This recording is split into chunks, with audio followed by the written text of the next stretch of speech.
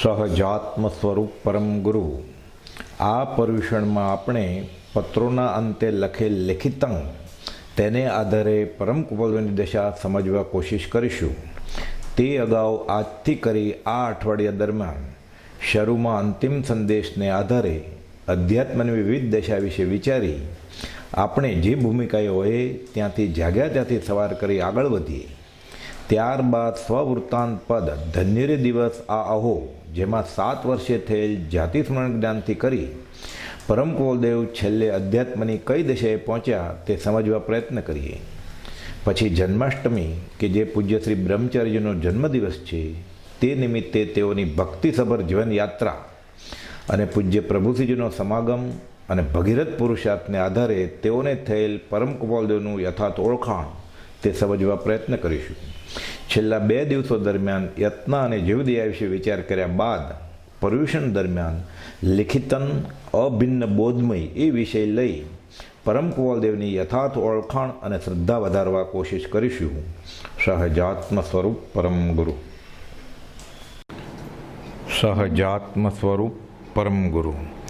પુનિત પરુણા થઈ ઉતર્યા આંગણે, અલ્પ સમય કી દો મનુકુળમાં વાસજો, ગુપ્ત જરણ દે વિરસના વેતા કરી, ત્વરિત વળ્યા કરી પૂરણ આપ પ્રવાસજો, સાધુચરિત ગુરુ સ્મરણ તમારા શા કરું, રાજરાજેશ્વર સ્મરણ તમારા શા કરું, આંખે રસ વિના તમને બાળિયા, અનુભવ નંદન વનના વિરલ વિહારીજો, બાકી જ્યાં ત્યાં હૃદય વિહીન નજરે પડે, શુષ્ક જીવન સરી તાપુરમાં સંસારીજો, સાધુચરિત ગુરુ સ્મરણ તમારા શા કરું, મેં ગરુડા ન્યામ ઉરમરુક્ષેત્રમાં, ટૌકી સ્વર્ગીય રૂડારાગમલ્લારજો, નવ પલ્લવતા અર્પી જીવન બાગમાં, કીધા અમને ઉન્નત અધિક ઉદારજો, સાધુચરિત ગુરુ સ્મરણ તમારા શા કરું, રાજરાજેશ્વર સ્મરણ તમારા શા કરું, વિસ્મરણનો ક્ષણ એક નથી અવકાશજો, સાધુચરિત ગુરુ સ્મરણ તમારા શા કરું.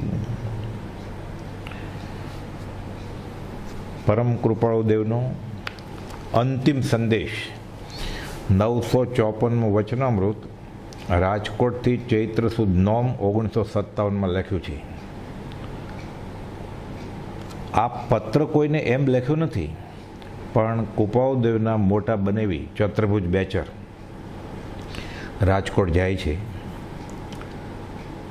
છેલ્લા સમયોમાં શાતા પૂછવા માટે, અને કુપાલદેવ કહે છે શારીરિક બળ તો નથી, પણ આત્મિક શક્તિમાં, આત્મિક મનોબળમાં કિંચિત પણ ઘટાડો થયો નથી. અને કૃપાલદેવ તો લખ્યું છે ને એક પત્રમાં કે જેમ જેમ અશાતાનો ઉદય થાય તેમ તે સમય તેને વધુ કલ્યાણકારી સમજાતો, તેનું વીર્ય વધારે ઉલ્લસતું.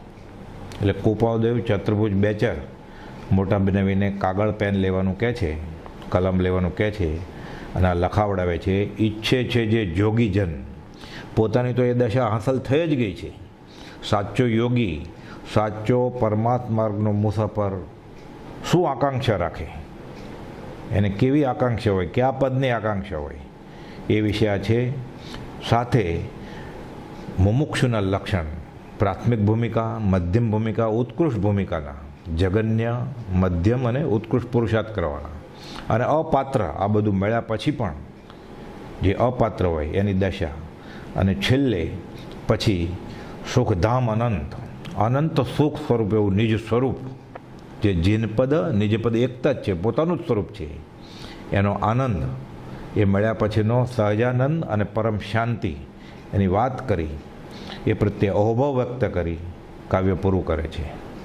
જેમ છેલ્લા 36 કલાક ભગવાન મહાવીરે એક ધારો બોધ વરસાવ્યો, ઉત્તરાધન, એમ આ કુપાલદેવની અંતિમ દેશના છે. શારીરિક બળ તો નહોતું, પણ આત્મબળથી આ અંતિમ દેશા નિષ્કારણ કરુણાશીલ થતી આ છેલ્લો અંતિમ સંદેશ આપે છે. પહેલી કડી છે શ્રી ઉપર માથાળે લખ્યું ઓમ શ્રી જીન પરમાત્માને નમઃ. ઈચ્છે છે જે જોગીજન અનંત સુખ સ્વરૂપ, મૂળ શુદ્ધતે આત્મપાદ સહયોગી જીન સ્વરૂપ. યોગી અધ્યાત્મ માર્ગનો સાચો મુસાફર શું ઈચ્છે? અનંત સુખ સ્વરૂપ. પણ કયું અનંત સુખ સ્વરૂપ? મોક્ષ નહીં. મૂળ શુદ્ધતે આત્મપદ સહયોગી જીન સ્વરૂપ. મન વચન કાયાના યોગ છે, પણ જીન સ્વરૂપ. બધી 5 ઇન્દ્રિયો જીતી લીધી છે, મન જીતી લીધું છે, આત્મામાં ઠરી ગયો છે. સહજાનંદી અનંત સુખ સ્વરૂપ છે. મન વચન કાયાના યોગ છે, પણ એ મન વચન કાયાના યોગ કોઈ પણ પર પૂતગલ પ્રત્યે, પર વિષય પ્રત્યે, આત્મા સિવાય કોઈ પણ વિષય પ્રત્યે પ્રવર્તતા નથી. મિથ્યાભાસ વર્ધમાન સંકિત થઈ ટાળે મિથ્યાભાસ, ઉદય થાય ચારિત્રનો વિતરાગ પદવાસ. સ્પર્શે પ્રતિભાવ નહીં, ચાખે પ્રતિભાવ નહીં, જોવે પ્રતિભાવ નહીં. એટલે કુપાલદેવે લખ્યું છે આભ્યંતર પરિણામ અવલોકન હાથનોંધમાં એક જગ્યાએ કે ચૈતન્ય જીન પ્રતિમા થા, ચૈતન્ય જીન પ્રતિમા થા, જાણે દેખે બધું, સહજ શાંતિમાં રહે, સહજ આનંદમાં રહે, અનંત સુખ સ્વરૂપ, મૂળ શુદ્ધતે આત્મપદ, પોતાનું જે કર્મ વગરનું મોક્ષ કયો નિજ શુદ્ધતા, એવું શુદ્ધ આત્મપદ સહયોગી જીન સ્વરૂપ. યોગી આપણને એમ હોય કે ચમત્કાર બતાવે, આકાશમાં ઉડે, લાંબી દાઢી રાખી હોય, જમીનમાં રહી જાય અડધો 1 કલાક, શ્વાસ રોકે, એ યોગી. યોગના ચમત્કાર બતાવી યોગ સિદ્ધ કરે એ યોગીનું લક્ષણ નથી. વચનામૃત 260. આ યોગીનું લક્ષણ નથી. મન વચન કાયાના યોગ આત્માર્થમાં જોડે, અને જોડાઈ ગયા પછી 5 ઇન્દ્રિયોને વશ કર્યા પછી, મન મારી નાખ્યા પછી એ ઈચ્છે મૂળ શુદ્ધતે આત્મપદ સહયોગી જીન સ્વરૂપ. એટલે કોઈ પણ આ જૈનેતરમાં આ જ છે. મોક્ષ તો જૈનમાં એમ છે 7મા ગુણ સ્થાનકે બેફાટ આત્માનો અનુભવ થાય પછી એ મુનિ અપ્રમત યોગી મોક્ષની ઈચ્છા ન કરે, એને કેવળ જ્ઞાનની ઈચ્છા ન થાય, સ્વરૂપમાં ઠરી જવું છે. એને ભવ મોક્ષે વર્તે શુદ્ધ સમભાવજો.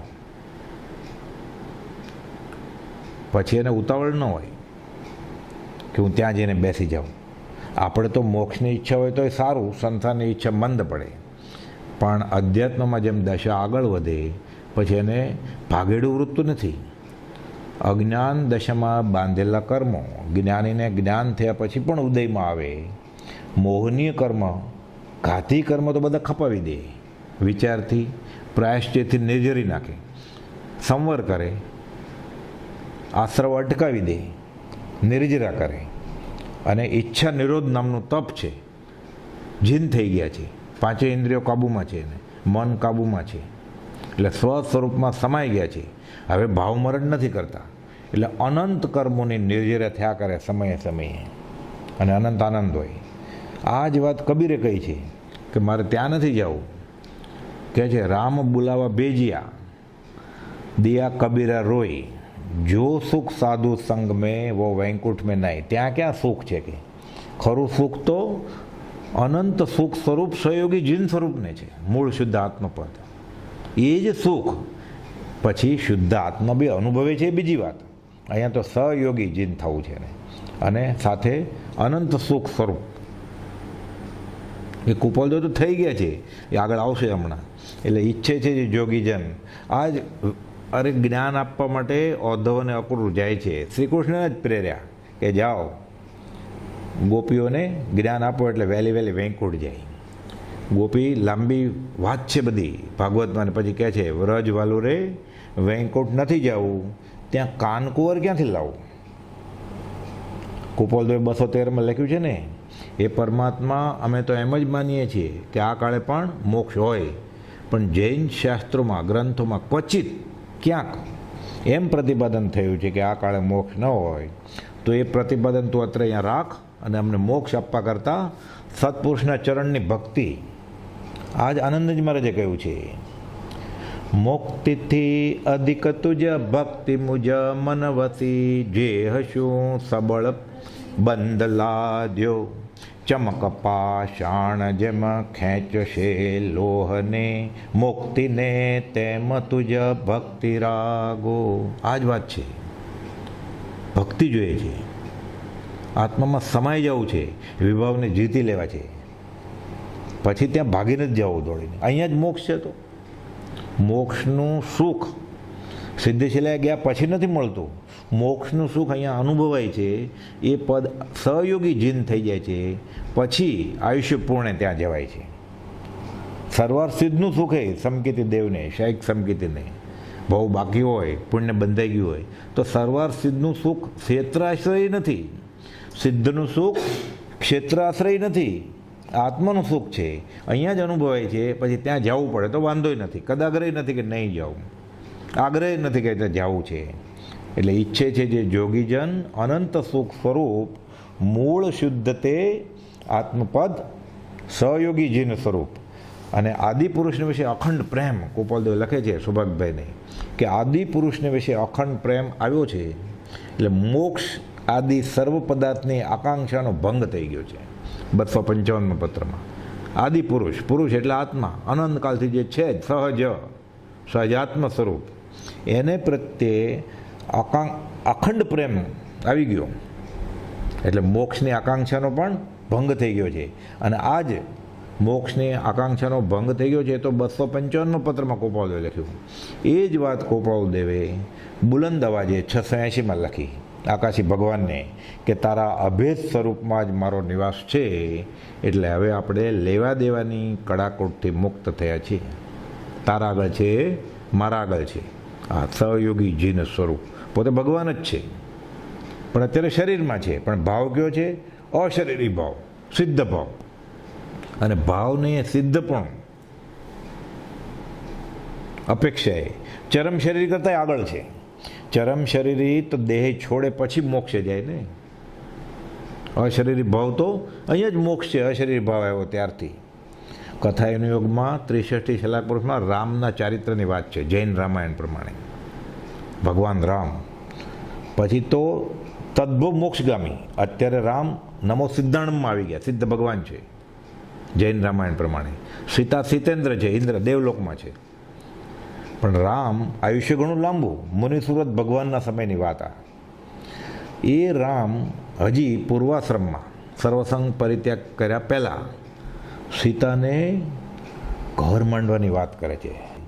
તો દીક્ષા લેવાના છે, તો કે આ બધું શું છે? ભોગ વિલાસ કરીએ, ચરમ શરીર આ બોલે છે. એટલે અત્યારે રામના ભાવ શું છે? હજી ભોગ વિલાસના ભાવ છે. પછી તો બધું સીતાએ બી ના પાડી, બોધથી ઠરી ગયા, અને આગળ જતા એ બી સર્વસંગ પરિત્યાગ કરે છે અને સિદ્ધપદને પામે છે. પણ એ ચરમ શરીર રામ સીતાને ભોગનું કોલ આપે છે કે ભોગ ભોગવે, અને અશરીરી ભાવ છે. તો આગળ કોણ? અશરીરી ભાવ જેને છે એ આગળ, કે ચરમ શરીરી છે પણ અત્યારે નથી એ આગળ. આ સહયોગી જીન છે, ચરમ શરીર જે છે એને હજી વાર છે. અને અશરીરી ભાવ જે છે ને એ સહયોગી જીન છે, એ મોક્ષ જ છે. તો એ સાકાર પરમાત્મા. અને જે આપણે મોક્ષ સમજીએ છીએ સામાન્ય વ્યાખ્યાથી એ નિરાકાર પરમાત્મા. એ તો અગમ અગોચર જ છે, એ ત્યાં જાય ત્યારે જ ખબર પડે, એ અગમ જ છે. એનું નામ જ અગમ અગોચર, એટલે ગમ જ ન પડે, દુર્ગમે નહીં, અગમ, ખબર જ ના પડે, અગમ અગોચર, નિરંજન નિરાકાર. એટલે ચૈતન્ય જીન પ્રતિમા અમારે અભેદ સ્વરૂપમાં જ નિવાસ થયો છે, સહયોગી જીન સ્વરૂપ તો થઈ ગયા છે. એટલે ઈચ્છે છે જે જોગીજન અનંત સુખ સ્વરૂપ મૂળ શુદ્ધતે આત્મપદ સહયોગી જીન સ્વરૂપ જોગીજન ઈચ્છે છે. તો કુપોલદેવની આ દશા ચૈત્રવદ નોમ 11 દિવસ દેહ છોડતા પહેલાં સંવત 57 રાજકોટ મુકામે લખ્યું તો 680માં જ કુપોલદેવ તો સહયોગી જીન છે કે તારા અભેદ સ્વરૂપમાં જ મારો નિવાસ છે. તો સહયોગી જીન છે ને કુપોલદેવ, તો કુપોલદેવ પરમાત્મા છે કે નહીં?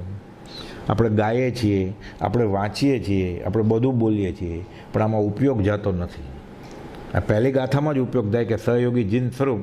કુપોલદેવ તો યોગીની વાત કરી છે, પોતે તો યોગીના યોગી છે. એણે તો પોપટલાલ મોકચંદ અને સોમચંદ માસુરમને ચિત્રપટ આપતા કહેલું વઢવાણ મુકામે કે આ લ્યો ચિત્રપટ, અને પછી કહે છે અમારી દશા અને પાર્શ્વનાથ યોગીની દશા સરખી જ છે. તો પાર્શ્વનાથ યોગી સહયોગી જીન હતા કે નહીં? સહયોગી જીન છે. તારા અભેદ સ્વરૂપમાં જ મારો નિવાસ છે. એટલે સહયોગી જીન સ્વરૂપ તો એ ક્યારના થઈ ગયા છે. 52ની વાત છે. તો આ તો 57નું કાવ્ય છે. એટલે આત્મ સ્વભાવ, હવે બીજી ગાથા, આત્મ સ્વભાવ અગમ્ય તે અવલંબન આધાર જીનપદથી દર્શાવ્યો તે સ્વરૂપ પ્રકાર. હમણાં આપણે વાત આવી ને કે આત્મ સ્વભાવ અગમ અગોચર નિરંજન નિરાકાર, એટલે એને જીન પદથી વ્યવહાર અપેક્ષાએ બતાવ્યો કે જીનેશ્વર હોય, જેને પાંચે ઇન્દ્રિયો કાબૂમાં હોય, જેનું મન કાબૂમાં હોય, જે સ્થિર થઈ ગયા હોય, જે અનંત સુખમાં બિરાજમાન હોય અને સહયોગી હોય, મન વચન કાયના યોગ હોય, તો એ જીનેશ્વર કહેવાય. એટલે જીન પદથી બતાવ્યો એ આત્મા જ છે. કુપોલદેવ લખ્યું છે ને ઉપદેશ ચાયમાં 718માં પાના ઉપર કે આત્મા અને સદગુરુ એક જ સમજવા. કેમ? તો કે એણે આત્મ સ્વરૂપ લક્ષણથી, ગુણથી અને વેદનથી જાણ્યું છે અને પ્રગટ અનુભવ્યું છે. જાણ્યું ને અનુભવ્યું તો ઠીક, તે જ પરિણામ તેના થયા છે. એટલે જ્ઞાનીના આત્મજ્ઞાની જ્ઞાનીના સહજ આત્મ સ્વરૂપ પરમ ગુરુના મન વચન કાયના યોગ પ્રવર્તતા હોય છતાં પણ એના પરિણામ તો તે જ થયા હોય. એટલે આત્મા અને સદગુરુ એક જ સમજવા. પણ આત્મા અરૂપી નિરંજન નિરાકાર છે. ગુરુજી સજાત્મ સ્વરૂપ પરમ ગુરુ સહયોગી જીન કે કેવળી અરિહન એ સહયોગી છે. એટલે જીનપદથી દર્શાવ્યો.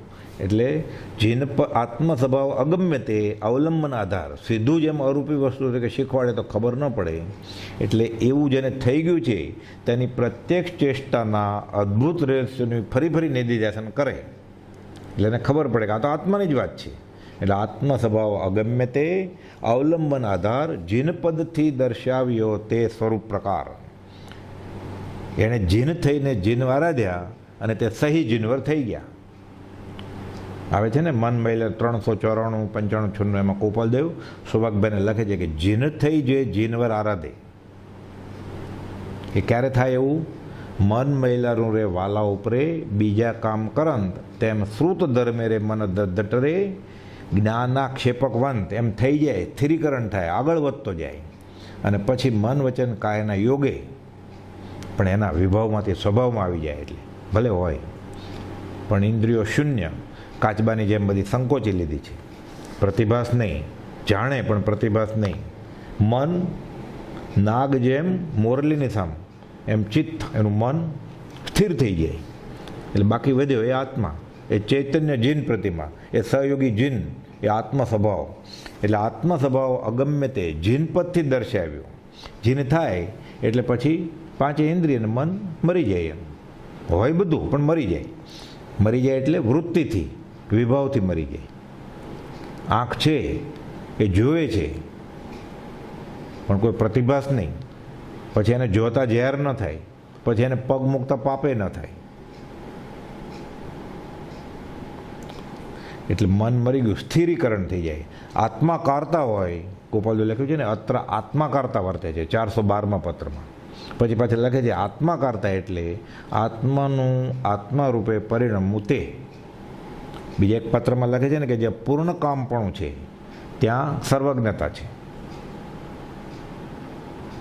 360ના મથાળે જ્યાં પૂર્ણ કામપણું છે ત્યાં સર્વજ્ઞતા છે. કંઈ જોતું જ નથી, રુચિ માત્ર સમાધાન પામી છે. એટલે આ બધી દશા કુપોલદેવને તો આ પત્ર આ લખ્યું કાવ્ય એને 5, 7, 10 વર્ષ પહેલાં બધું થઈ ગયું છે. લખે છે ત્યાં પૂર્ણ કામપણું છે ત્યાં સર્વજ્ઞ છે, મિથ્યા આભાસ ગયો છે. એટલે આત્મ સ્વભાવ અગમ્ય, એટલે જીન પદ એ આત્મા, કે તમારે આત્મા જોવો છે, આ જોઈ લો. મૂર્તિમાં આત્મા ન દેખાય, આ સજીવન મૂર્તિ. ભગવાન નિરાકાર હોય, આ સાકાર પરમાત્મા, દેહધારી પરમાત્મા. મોક્ષ દેખાય, અગમ્ય છે. આત્મ સ્વભાવ મૂળ શુદ્ધ પદ અગમ્ય જોવો હોય તો મૂર્તિમાન મોક્ષ.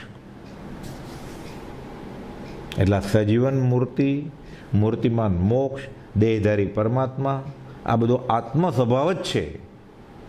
પણ આપણે ચામડાની આંખથી જોઈએ તો ન ઓળખાય. એ તો પ્રવચન અંજન જો સદગુરુ કરે, દેખે પરમ નિધાન જિનેશ્વર.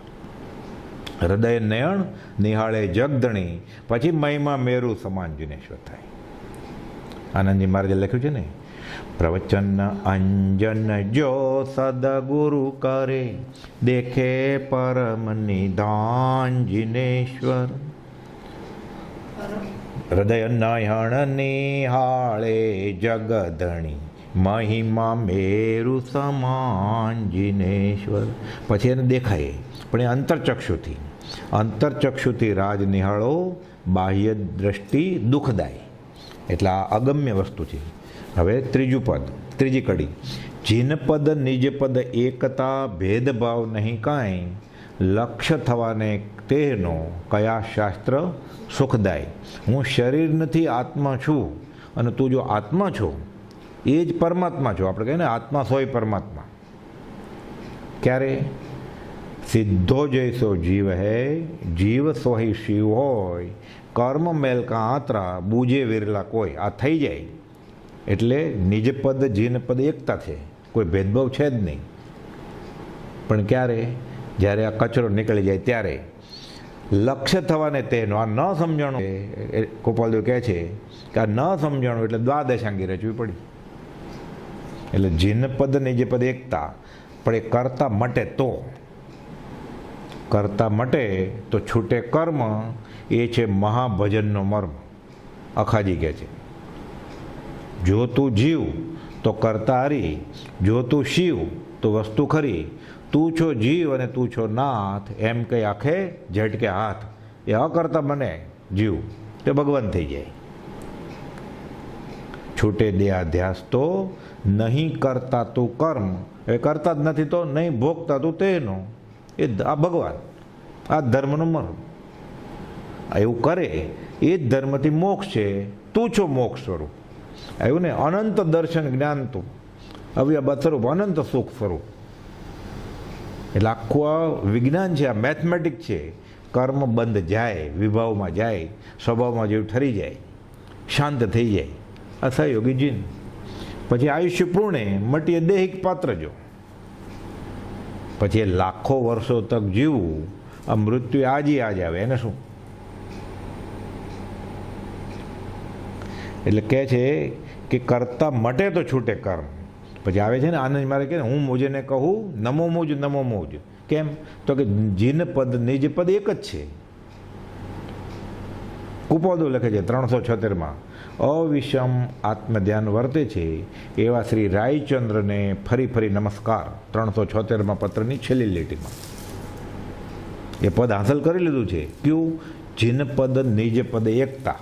એને એકતા થઈ ગઈ છે તો જ કે ને તારા અભેદ સ્વરૂપમાં મારો નિવાસ છે. એટલે હવે મારે કાંઈ તારા આગળથી જોતું નથી.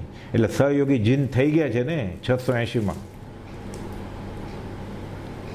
નથી જીવને હજી ગળ શ્રદ્ધાને લીધે પ્રભુજી કહેતા શ્રદ્ધા પરમ દુલ્લા.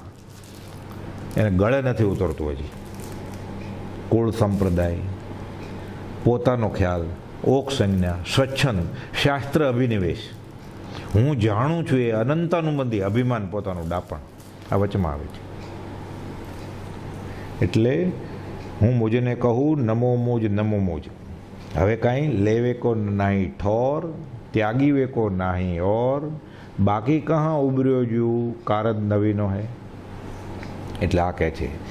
પછી તો સ્તવનમાં આવે છે, સુખ દુઃખ રૂપ કર્મ ફળ જાણો, નિશ્ચય એક આનંદો રે, ચેતનતા પરિણામ ન ચૂકે, ચેતન કહે જીન ચંદો રે.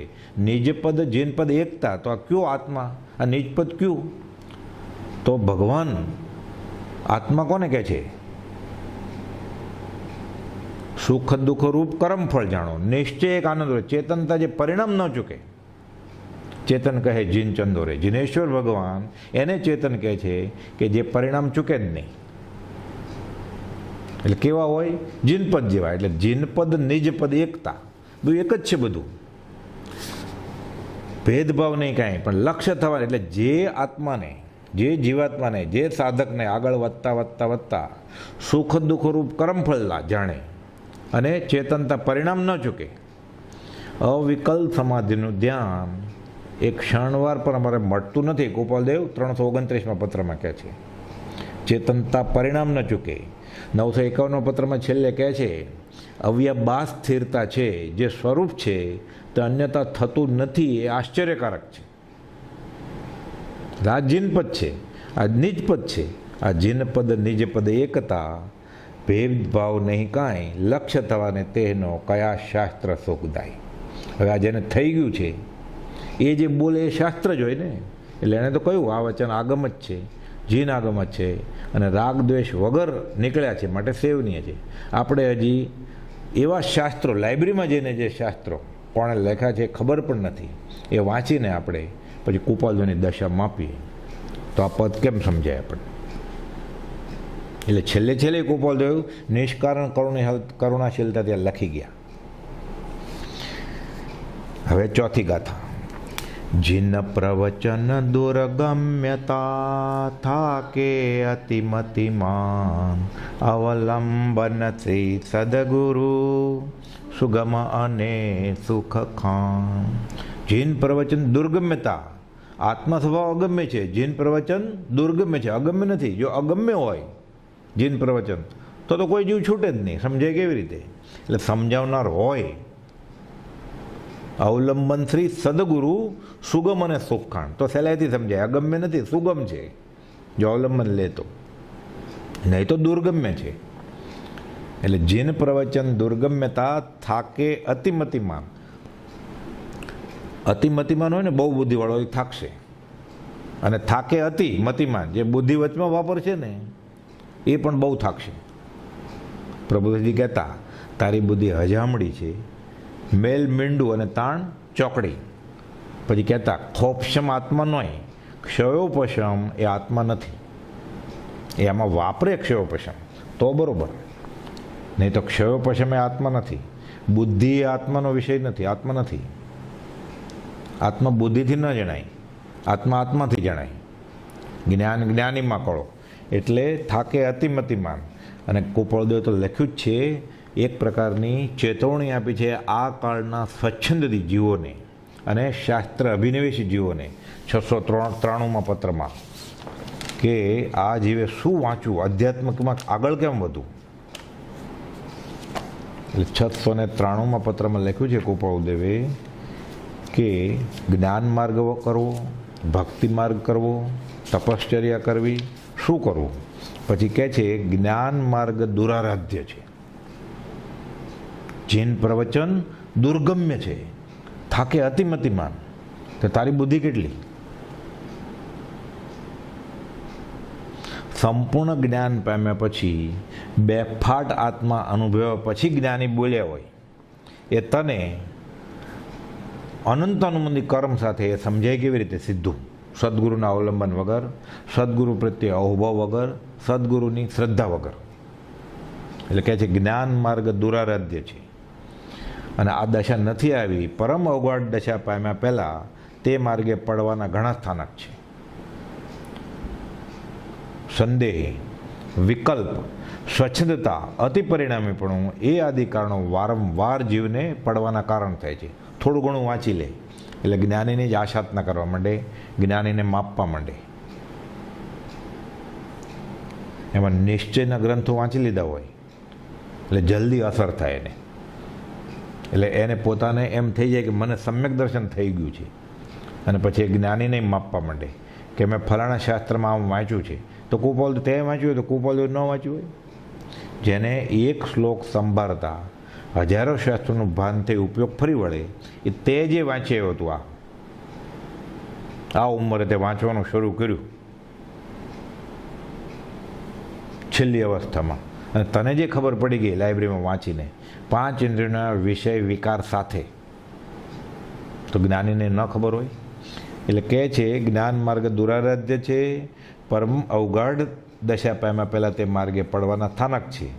ક્રિયા માર્ગે કર્યા કરે તો અસદ અભિમાન આવી જાય અને વ્યવહારનો આગ્રહ આવી જાય. એટલે કોઈક મહાત્માને બાત કરતા ભક્તિ માર્ગ જ જ્ઞાની પ્રત્યે શ્રદ્ધા અને જ્ઞાનીએ જે કહ્યું છે એનો આધાર લઈ અને સદગુરુના આશયે જો શાસ્ત્રો સમજે વાંચે તો જીન પ્રવચન અને દુર્ગમમાંથી સુગમ થઈ જાય, નહીં તો બહુ અઘરું પડી જાય.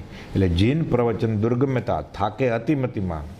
પછી તો આવા બધા દાખલા છે શાસ્ત્રમાં ઘણા, અને કોપાલ આ માર્ગમાં પણ દાખલા છે. દેવકુંજી મુનિ ગમ પડાવીને આગમ અનંતકારક થઈ પડે છે કે મિથ્યા દ્રષ્ટિની ક્રિયા અફળ અને સમ્યક દ્રષ્ટિની ક્રિયા સફળ હોવી જોઈએ.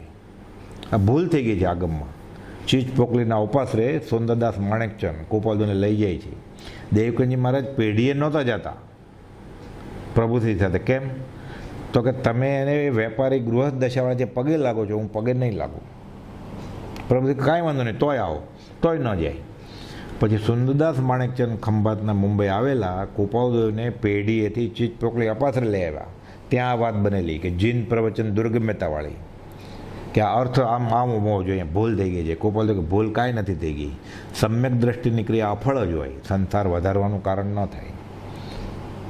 એટલે ગમ પડાવીને આગમ અનંતકારક થઈ પડે. એવું જ પાછું થયેલું. કોપાલદેવે વેદ વાંચવાનું કહ્યું, વેદાંત અને યોગ વાસિષ્ઠ, એટલે કે હું પરમાત્મા છું. પ્રભુજી કે હું ભગવાન છું. હવે હું ભગવાન, તમે ભગવાન, કોપાલદેવ ભગવાન. પ્રભુજીએ પત્ર લખ્યો કોપાલદેવને કે દેવકીને આમ કહે છે કે પરમાત્મા. એટલે કોપાલદેવે પત્ર લખ્યો છે 588માં કે દેવકીજી મુનિને એમ હોય કે હું પરમાત્મા છું, તો નિશ્ચય ખોટા નથી, બધા જેવો પરમાત્મા છે. પણ ક્યારે? એ દશા આવે ત્યારે. એ દશા આવ્યા પહેલાં જો એવું કહેશે તો એ દશા પામેલાની આશા થશે, બાકી કોઈ ભેદ નથી. એટલે પહેલાં શું કરવું પડે? અવલંબન શ્રી સદગુરુ સુગમ અને સુખખાંડ તો થાય,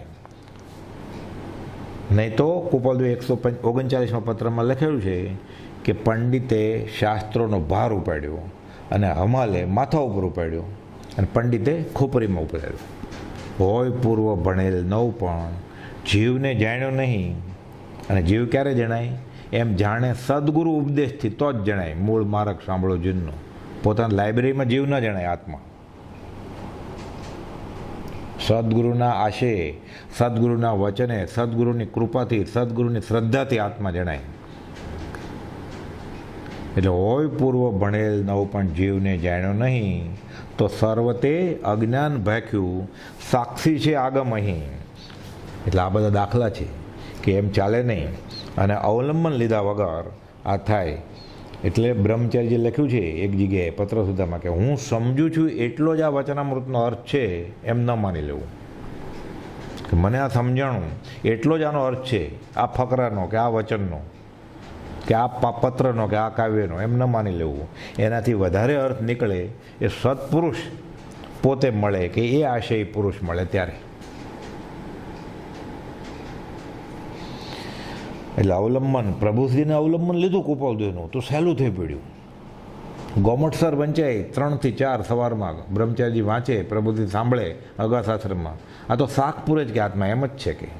અને ધારસીભાઈ શાસ્ત્રના પ્રકાંડ પંડિત મહારાજ મા સતીજીને આગમમાં સૂત્રોમાં કાંઈ ન સમજાતું હોય કે ખુલાસો કરવો હોય તો કે આપણે મોરબી રાજકોટ જઈશું અને ધારસીભાઈને પૂછશું.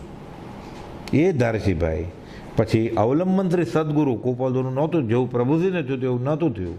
એટલે રહી ગયા અને પ્રભુજીને ખોળે ચરણે 3 નમસ્કાર કરી અને પોક મૂકીને રડ્યા. પછી ધંધુકાના અપાછરે મેળા ઉપર કે હું બફમમાં રહી ગયો. એટલે અવલંબન શ્રી સદગુરુ પ્રભુશ્રીએ લીધું તો પ્રભુશ્રીજી બધા કરતાં ઓછા ભણેલા હતા અને બધું પામી ગયા. આત્મા જાણ્યો એને સર્વ જાણ્યો. પછી આત્મા ભણી લીધો, બીજું શું ભણવું છે? પછી અનંતકાલથી જે અજ્ઞાન ભેગું કર્યું છે એ તો બધું છોડવાનું જ છે, અને જે નહોતું એ મેળવી લેવાનું છે. પ્રભુશ્રીને મળી ગયું એટલે કામ સહેલું થઈ પડ્યું. આ જ પ્રમાણે પ્રભુશ્રીજી પોતે એકવાર પેઢી ઉપર પ્રવીણ સાગરને શૃંગાર શતક પડ્યા છે લેવા જતા હતા. કોપાલ હાથમાંથી લઈ લીધા કેમ કે એને અવલંબન હતું, અને સમાધિ શતક હાથમાં આપ્યું પ્રભુશ્રીજીને કોપાલ દેવી. અવલંબન શ્રી સદગુરુ કે તમારે જીન પ્રવચન સમજવું છે, આ લ્યો. અને પછી સમજાવે છે પોતે જ 17 ગાથા સમાધિ શતકને તો સમજાવે છે.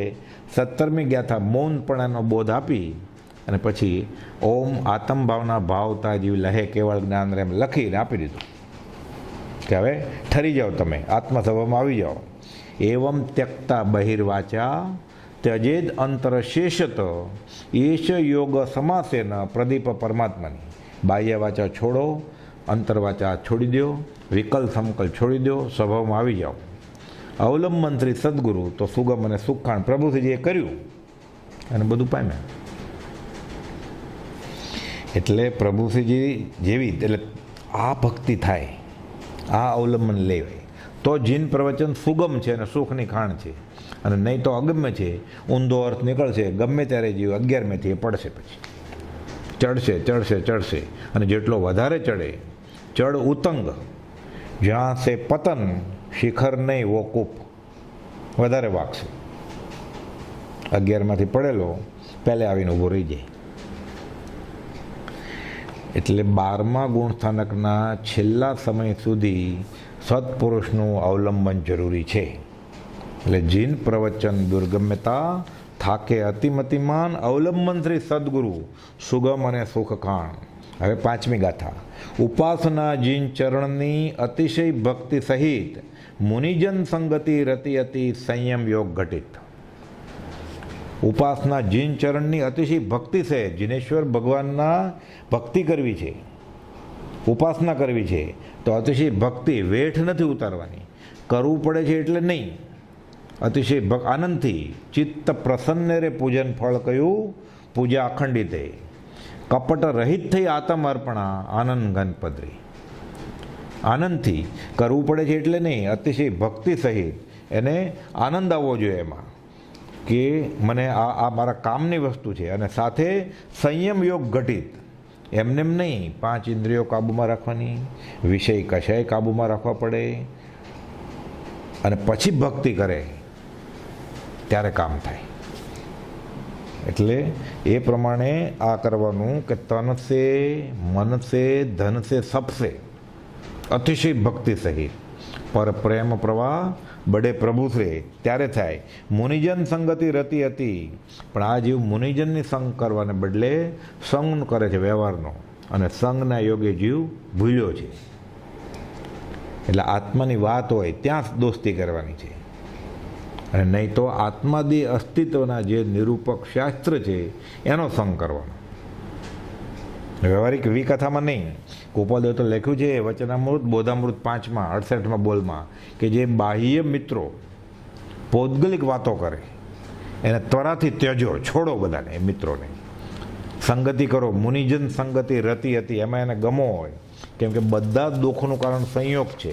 સંગતિ કરી આત્માર્થી સિવાય નહીં, મુનિની સિવાય નહીં, સાધક સિવાય નહીં, સત્સંગ સિવાય નહીં, બાકી બધો સંગ, આખો સંસાર સંગ છે, કુસંગ છે. કુટુંબ એ કાજળની કોટડી છે, અને બધા દુઃખોનું કારણ સંયોગ સંબંધ છે. આ સંબંધ સિવાય, આ સંગતિ સિવાય, એમ અનંત તીર્થંકરોએ કહ્યું છે 659માં. બાકી બધા સંબંધ, બધા સંગ દુઃખનું કારણ છે. એટલે સત્સંગમાં પછી સત્સંગમાં જાતો હોય ત્યાં ગયો છે શા માટે? ઉપાસના જીન ચરણની કરવા માટે. અને ત્યાં પછી ગાન પાન, નાચ ગાન, 5 ઇન્દ્રિયોના વિષયો, વ્યવહારિક ઓળખાણ, દોસ્તી કરે, વિકથા કરે, તો એને જીનેશ્વરની આજ્ઞા આરાધે, સત્પુરુષની આજ્ઞા આરાધે, એનું ફળ થાય નહીં. કેમ કે આરાધન કરતો જ નથી, એ છૂટવાની જગ્યાએ બંધાશે ત્યાં. એટલે સત્સંગ ભક્તિમાં પણ આ બધો વ્યવહાર ન રાખે તો જીવને કામ થાય. કેટલી વાર છે? હવે છઠ્ઠી ગાથા. ગુણ પ્રમોદ અતિશય રહે રહે અંતર્મુખ યોગ પ્રાપ્તિથી સદગુરુ વડે જીન દર્શન અનુયોગ. છઠ્ઠી ગાથા કે આમાં અંતર્મુખ ગુણ પ્રમોદ, ગુણ ભેગા રાખવા પડે. બીજા ત્યાંથી ગુણ ભેગા કરે, બીજાના દોષ ન જોવે, પોતાના દોષ જોવે અને બીજાના ગુણ જોવે. હવે જે ગુણ જોવે છે એ ગુણ ભેગા કરતો જાય, જે બીજાના દોષ જોવે છે એ દોષ ભેગા કરતો જાય. આપણે વિચક્ષણ રહેવાનું. આપણે સમદર્શિતાથી કાળાને કાળું અને લાલને લાલ કહેવાનું, પણ ઈર્ષ્યાથી, અદેખાઈથી, માનીપણાથી, અહમભાવથી બીજાના અવગુણ જોવાના નહીં. એટલે ગુણ પ્રમોદ અતિશય રહે. અને નહીં તો પછી તો દોષ જ જોયા કરે તો દોષ ભેગા થયા કરે. દુર્યોધનનો અને યુધિષ્ઠિરનો દાખલો છે. શ્રી કૃષ્ણ 2000ની સભા હતી. કહે છે દુર્યોધનને કે એક સારો માણસ સદાચારી ગોતી આવતો જરા. દુર્યોધન તો ગયો, ફરતો ફરતો ફરતો 2-3 કલાકે 2000ની સભામાંથી પાછો આવ્યો કે મને કોઈ સારો માણસ દેખાતો જ નથી. યુધિષ્ઠિરને કીધું શ્રી કૃષ્ણે કે તમે એક સારો દુર્જન ગોતી આવો તો. યુધિષ્ઠિરે ગયા, થાકે પાકે લોથપોથ પાછા આવ્યા કે મને આમાંથી કોઈ ખરાબ માણસ દેખાતો જ નથી. કે જે સભામાં દુર્યોધનને કોઈ સજ્જન સારો માણસ ન મળ્યો એ સભામાં યુધિષ્ઠિરને કોઈ દુર્જન ન મળ્યો. એટલે ગુણ પ્રમોદ અતિશય રહે રહે અંતર્મુખ યોગ.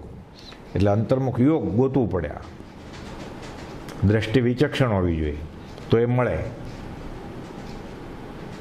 નહીં તો બધું ભેગું થઈ જાય. આવો વ્યવહારિક દાખલો છે, આમ રમૂજ ઉપજાવે એવો છે, પણ આપણે બોધ લેવાનો છે. બર્નાર્ડ શો નોબેલ પ્રાઇઝ લોરિએટ છે, સાહિત્યનું નોબેલ પ્રાઇઝ મળેલું. એને બર્નાર્ડ શોને એ જ સમયની આરસાની એક ખૂબસૂરત રૂપાળી એક્ટ્રેસ છે, એટલે હિરોઈન કહે છે એને કે આપણે બે જીવન સાથી થાય એકબીજાના. તો કે ના, મને બર્નાર્ડ શો કે ના, તો કે ના, તમે ભૂલ કરો છો, કે તમારી બુદ્ધિ અને મારું રૂપ એમાં આવશે તો છોકરું કેવું થશે, દુનિયાનું 1 નંબરનું થશે ને, મોટું મહાન. બર્નાર્ડ શો કહે છે કે તારા બધા અવગુણ ભેગા થશે અને મારું રૂપ આવશે. બર્નાર્ડ શોની હાઇટે ઓછી હતી અને કદરૂપા હતા, કે મારું રૂપ અને તારા ગુણ આવશે તો એ છોકરાને સામે કોઈ થૂકશે નહીં. કે એટલે ગુણ બધા ભેગા કરીએ આપણે તો ગુણ ભેગા થાય, દોષ ભેગા કરીએ તો દોષ ભેગા થાય. આ તો સમજવા માટે વ્યવહારિક દાખલો લીધો આપણે. એટલે ગુણ પ્રમોદ અતિશય રહે રહે અંતર્મુખ યોગ. અને પછી શંકાશીલ થઈ જાય. નહીં તો એટલે ગુણ કાંઈ ને કે ધર્મય શંકા કરે. એટલે કુપોદો લખ્યું છે કે શંકાશીલ થઈ જાય ને એને દ્રવ્યાનુયોગ આપવાનો વાંચવા માટે. વડવાના પોપટલાલ મોક્ષને પૂછ્યું, નરકને એવું હશે કે ડરાવવા માટે છે ખાલી આ બધું, દેવગતિ નરક ગતિ નહીં? પછી એને દ્રવ્યાનુયોગ વાંચવાનું કુપોદો કહ્યું. એટલે ખબર પડે પ્રમાદી થઈ જાય જીવ તો ચરણ કરણ અનુયોગ વાંચવાનું. આચરણ આપણે દાખલો લેવાનો. કુપાઉદેવના સમાગમ માટે પ્રભુશ્રીજી પગપાળા વિહાર કરીને નડિયાદથી ઠેઠ ઈડર ગયેલા. પ્રમાદ આવતો હોય ને તો ચરણ કરુણ યોગ આવા દાખલા વિચારવાના. કશાય થઈ જાય જીવ તો ધર્મ કથાનો યોગ વાંચવાનો. ગોપાલદેવે સલાહ આપી છે 25મા વચનામૃતમાં. તો ધર્મકથાનો યોગ દેવકનજી મહારાજને કશાય વેદ અને યોગ વાસિષ્ઠ વાંચ્યું, અને સુરતમાં બધા વેદાંતિનો અભ્યાસ. એટલે કે હું પરમાત્મા સ્વરૂપ થઈ ગયો છું. એટલે કુપાલદેવ પછી ઉત્તરાધન સૂત્ર વૈરાગના ઉત્કર્ષ અર્થે, વૈરાગ વધે એટલે કે ઉત્તરાધન સૂત્રમાંથી આ બધા પાઠો વાંચો, વૈરાગ વધે એવા. એટલે પછી ખબર પડે કશાય ઘટી જાય કદી. અને જળ જેવો જીવ થઈ જાય ત્યારે ગણિત યોગ આપે કે કામ કરવા માંડ, પાકું કરવા માંડ. મુનદાસને પ્રમાદ થયેલો અંબાલાલભાઈ ફરિયાદ કરી કુપાલદેવને. એટલે કુપાલદેવ એને સંસ્કૃતના શ્લોક પાકા કરવાનું આજ્ઞા કે આ ગોખ્યા કરો. એટલે ઘણાને આ પ્રમાણે કુપાલદેવ પ્રમાદ થઈ જાય અને દોષિત થવા માંડે જીવ, ગુણ પ્રમોદ ઘટવા માંડે, શાસ્ત્રમાં પછી અવભાવ ન રહે. એટલે કહેતા ભાવના બોધ વાંચો. એટલે સામાન્ય જીવને સંસ્કાર વૈરાગ આવે સંસાર ઉપરથી. એટલે સતત આ જાગ્રત રહેવું પડે પ્રમાદ છોડીને, અને જ્ઞાનીના, સત્પુરુષના, સાચા સાધકના કથાયુનો યોગમાં જે દાખલામાં એમાંથી ગુણ ભેગા કરવા પડે. એટલે ગુણ પ્રમોદ અતિશય રહે રહે અંતર્મુખ પ્રાપ્તિથી સદગુરુ વડે જીન દર્શન અનુયોગ, એટલે ચારેય અનુયોગ પછી ભેગા થાય, બધું મળે. જો ગુણ ગોતવા હોય તો. હવે 7મી ગાથા. પ્રવચન સમુદ્ર બિંદુમાં ઉલટી આવે એમ 14 પૂર્વની લબ્ધિનું ઉદાહરણ પણ તેમ. એટલે જ્ઞાની બોલે, બિંદુમાં સિંધુ હોય. કુપોલદેવ મોક્ષમાળામાં લખ્યું છે ને મથાળે કે પ્રવચન સમુદ્ર બિંદુમાં, એટલે અંતર્ગત સિંધુ બિંદુરૂપ. મોક્ષમાળાએ સિંધુ બિંદુરૂપ છે ટીપું અનેકાંત વાણ જીનેશ્વર ભગવાનના 14 પૂર્વ વાણીનું બધું જ આવી ગયું એમાં. વ્યવહારિક રીતે સમુદ્રના પાણીનું આપણે 5 cc લઈએ અને એની એનાલિસિસ કરીએ તો એના ઘટક ઉપરથી આખા સમુદ્રનો અંદાજ આવી જાય આપણને, કે એમાં ખારાશ કેટલી છે, એમાં સોલ્ટ કેટલું છે, એમાં ક્ષાર કેટલા છે, એમાં ખનિજ કેટલું છે. એટલે બિંદુમાં સિંધુનું માપ આવી જાય. એમાં આખી મોક્ષમાળામાં કુપાલદેવને લબ્ધિ પ્રગટેલી, જન્મથી ન જ અજ્ઞાનયોગીપણું તો હતું જ નહીં. અને પછી જાતિ જ્ઞાન હતું, શ્રુત અનુભવ વધતું ગયું પછી તો, પણ નાનપણ પૂર્વભવના જ્ઞાનને લીધે જ કુપાલદેવે પોતે જ લખ્યું છે ઉપર, અંતર્ગત સિંધુ બિંદુરૂપ મોક્ષમાળા. લેખિતનમાં કોણ? કર્તા પુરુષ, નામ નથી જોતું. એટલે પ્રવચન સમુદ્ર બિંદુમાં ઉલટી આવે, ઉલસી ઉફાળ આવે. જીનેશ્વર ભગવાનને કેવળ જ્ઞાન થાય, તીર્થંકર ભગવાન ઓમ એમ બોલે ખાલી.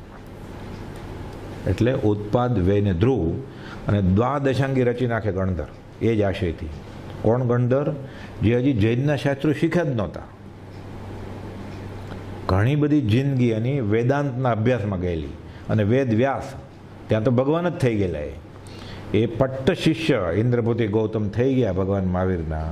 અને પછી બિંદુમાં સિંધુ ભગવાન મહાવીર ખાલી ઓમ ત્રિપદી બોલે, ઉત્પાદ વૈને ધ્રુવ, એમાંથી બધા આગમ પણ રચી નાખે. લબ્ધિ પ્રગટે 14 પૂર્વની લબ્ધિનું ઉદાહરણ પણ એમ. કુપાલદેવ તો કહ્યું જ છે ને, એક શ્લોક સંભાળતા અમને હજારો શાસ્ત્રોનું ભાન થઈ ઉપયોગ ફરી વળે છે 917માં પત્રમાં. હવે કોઈ એવું વાંચન બાકી નથી કે જે વાંચી જઈએ. એટલે પછી તો પ્રવચન સમુદ્ર બિંદુમાં સિંધુ એકી કલમે પછી આત્મસિદ્ધિ પૂરી કરી નાખે. 14 પૂર્વનો સાર, આખો ગણધરવાદ, આખો આત્મપ્રવાદ. 3 દિવસમાં મોક્ષમાળા લખે તો આખો જૈનનું શાસ્ત્ર 108 પાઠ. એક દિવસમાં વચન સપ્તશતી 700 બોલ લખ્યા તો મહાનીતિ. એટલે હજારો શાસ્ત્રોનું ભાન. અને એ તો સાવ નાનપણમાં દાખલો બન્યો છે. કુપાલદેવના મિત્ર હતા વવાણીયામાં, મેઘજીભાઈ નામના. કુપાલદેવના પિતાના, રાવજી બાપાના, મેઘજીભાઈ નામના એક સ્વામિનારાયણ સંપ્રદાય મિત્ર હતા. એમને ઘરે જવાનું બન્યું. એટલે મેઘજીભાઈ બેઠા અને ખબર કુપાલદેવને કે આ જન્મથી જ આ છોકરો દેવાંશી નર છે એવું તો બધાને ખબર પડી ગયેલી. એટલે કંઈક વાત કરે છે શિક્ષાપત્રીની. એટલે સ્વામિનારાયણના જે વચનામૃત હોય ને બોલ, એ શિક્ષાપત્રી કહેવાય. શિક્ષાપત્ર એ હવેલીવાળા પુષ્ટિ માર્ગીય વલ્ભાચાર્ય, અને શિક્ષાપત્રી એ સ્વામિનારાયણની. આમાં ઘણીવાર ભૂલ થાય છે. કુપાલદેવ બંનેનો ઉલ્લેખ અલગ અલગ જગ્યાએ કરેલો છે, ઉપદેશ છાયામાં અને અમુક વચનામૃતમાં. શિક્ષાપત્રી એ સ્વામિનારાયણના, અને શિક્ષાપત્ર એ હવેલીવાળા પુષ્ટિ માર્ગેનું. બૃહદ શિક્ષાપત્ર પ્રભુજીને વાંચવાનું કહેલું, બડે શિક્ષાપત્ર આવે છે ઉલ્લેખ વચનામૃતમાં. આમાં વાત આવી એટલે મેઘજીભાઈ અને એક બીજા ભાઈ હતા, એ બધી સ્વામિનારાયણ સામે વાત કરે છે. એટલે કે એમ વાત આવી કે 262 વચનામૃત છે. એટલે કુપાલદેવ ધીરેથી કહે છે, મેઘજીભાઈ 262 ને એમાં 272 છે વચનામૃતો. તો કે તમે સ્વામિનારાયણનું આ બધું વાંચેલું છે? તો કે અમારા હૈયામાં બધું છે. આવો હેમરાજભાઈ, આવો માલસીભાઈ ત્યારે કહ્યું ને, આત્માની અનંત શક્તિ છે, અમારા હૈયામાં બધું છે. ખંભાતના ત્રિભુવન માણેકચંદને કહેલું, હજારો વર્ષોનો અમારે શાસ્ત્રોનો અભ્યાસ છે. એટલે પ્રવચન સમુદ્ર બિંદુમાં ઉલસી આવે એમ 14 પૂર્વની લબ્ધિનું ઉદાહરણ પણ તેમ. એટલે દિવ્ય ધ્વનિ જ ખાલી બોલવાની હોય તીર્થંકરને તો, અને તીર્થંકરના આશયવાળી વાણી પ્રમાણે આગમ લખાઈ જાય. એટલે કુપાલદેવ ભગવાન મહાવીર સાથે હતા જ. એટલે ભગવાન મહાવીરની કુપાલદેવની બધી જ વાણી, વચનામૃતના હજાર પત્રો, આખો અંતિમ સંદેશ કે મોક્ષમાળા કે આત્મસિદ્ધિ, બધી તીર્થંકરની વાણીનો જ આશય છે. લબ્ધિ પ્રગટે. 14 પૂર્વની લબ્ધિનું ઉદાહરણ પણ તેમ. હવે 8મી ગાથા. વિષય વિકાર સહિત જે રહ્યા મતિના યોગ, પરિણામની વિષમતા તેને યોગ અયોગ. આ અપાત્ર કુપાત્ર જીવની વાત કરે છે ગોપાલદેવ પહેલાં ચેતવણી રૂપે કે આ હશે તો અધ્યાત્મમાં આગળ વધાશે નહીં. એટલે કહે છે કે વિકાર વિષય છે અપાત્ર. ગોપાલદેવે લખ્યું છે વિષય વિકાર સહિત જે રહ્યા મતિના યોગ હોય તો આ બધું મળ્યું હોય તો પણ એને ન મળ્યા બરોબર જ છે. 454મો પત્ર કાઢો, એમાં ગોપાલદેવે લખ્યું છે